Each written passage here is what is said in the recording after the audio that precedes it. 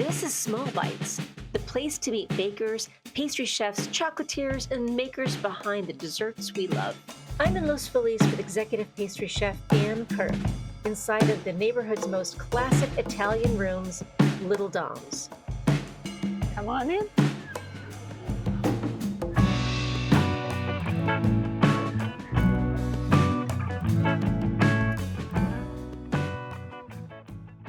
As a creative pastry chef, what sparks your creativity? I mean, there's so many ideas to draw from. What Sure. sparks you? I start with nostalgia. I a lot of times will start with something that I remember from childhood that I loved. Okay, what was that?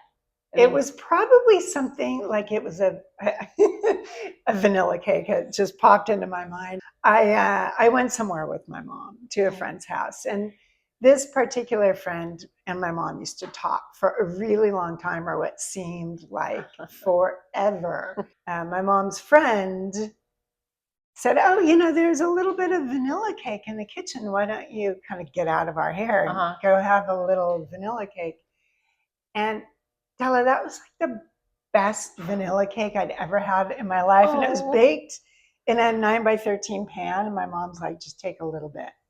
Okay, just a little bit." I just kept going in, and they didn't see me, and I'd eaten like half the cake. Or it could be there's a really beautiful peach or plum at the farmer's market, and I want to build something around that.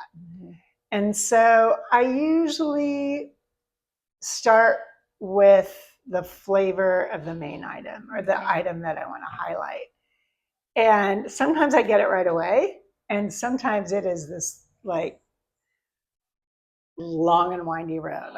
Okay, that is a tart, and then I'll make the tart, and it will not be exactly what I want it to be.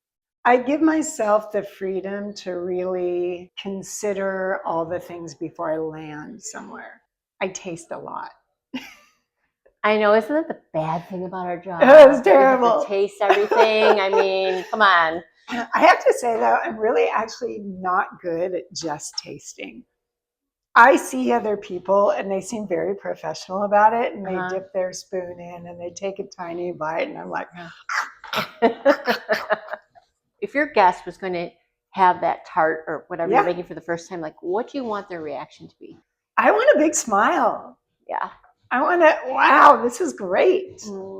Take a big bite of it. So take a big bite from different areas. You're going to have a different experience if you just have the tip of the pie, right? But when you get it with the crust, and you get it with the cream, and you get it with whatever the plated dessert is, try it all together. Right. Did you go straight into pastry, or did you kind of weave yourself back? What's your background? I grew up in Seattle, but when I moved to LA, I moved as an actress. I loved it as a craft, but I didn't like the business side of it.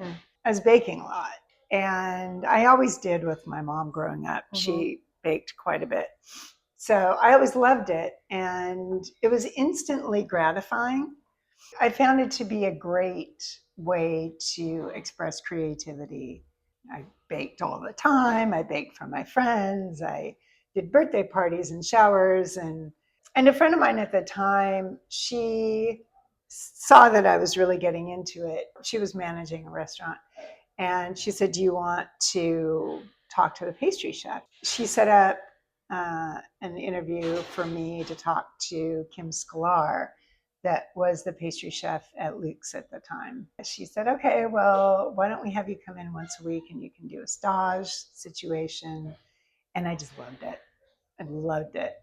And I did that for a few months, and they had a plater leave, their nighttime person leave. And she said, "You've been doing this for a while now. The position is yours if you want it." Wow. So that's how I got into it. That's great. Yeah. So would you say along this journey, what is the biggest risk that you felt like that you took? Looking back, it doesn't seem like I took a big risk, but at the time it felt like it. Leaving this thing that I'd put a lot of time and money and effort and and emotion Yeah. into, but I was really ready to walk away from it, from the acting. I was broke. I was bartending, which was super fun. A lot of late nights, a lot of early mornings. I worked all the time. I think I plated 4 nights a week, and then I did 1 or 2 production days. And then the other nights that I wasn't plating, I was bartending because I was just broke. Yeah. But I could do it, you know? Right. I was super young and energetic, and I just made it happen. Do you have like a pastry or culinary hero? I would say Kim was very much that person because she was the first chef that I worked for, and I immediately respected her work ethic and her style and her palate. The second chef that I worked for, pastry chef, was Roxana. Oh, And okay.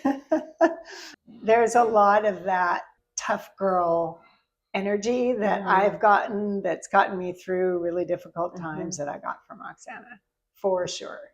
And then also a little bit of my mom. She was a teacher, but she also cooked all the time. Like, she just like made it happen. You know?